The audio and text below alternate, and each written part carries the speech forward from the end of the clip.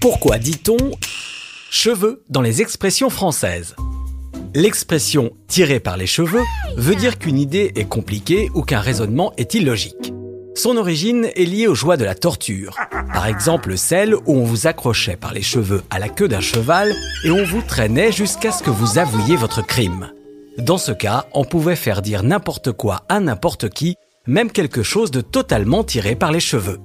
Lorsque l'on s'attarde trop sur les détails, on dit « couper les cheveux en quatre ». Une expression apparue, elle, au XVIIe siècle sous la forme « fendre le cheveu en quatre », pour mettre au défi quelqu'un de réussir à couper un cheveu en quatre dans son épaisseur. Défi perdu d'avance, même pour les plus méticuleux. Il y aurait de quoi s'arracher les cheveux. Une expression apparue, elle, au XIXe siècle comme métaphore gestuelle de ces personnes qui tirent sur leurs cheveux inconsciemment lorsqu'ils sont stressés ou angoissés. La peur peut aussi faire dresser les cheveux sur la tête, une expression qui fait référence aux félins dont les poils se dressent pour inspirer la terreur. Une fois qu'ils sont dressés, ils vont peut-être se retrouver en bataille, en désordre. Avoir les cheveux en bataille est une expression qui vient du bicorne, ce chapeau de soldat porté en bataille, c'est-à-dire de travers ou parallèle aux épaules, alors qu'un officier le porte en colonne, perpendiculaire aux épaules.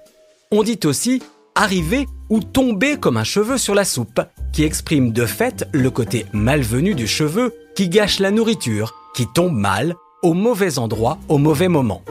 Passons à l'argot maintenant, avec le récent « avoir mal aux cheveux », très populaire ces temps-ci, et qui est synonyme de gueule de bois douloureuse. Plus jamais. Il y a aussi l'expression « se faire des cheveux blancs », née au XIXe siècle en évoquant ces personnes qui avaient eu un fort choc émotionnel et qui pouvaient avoir des cheveux blancs très rapidement.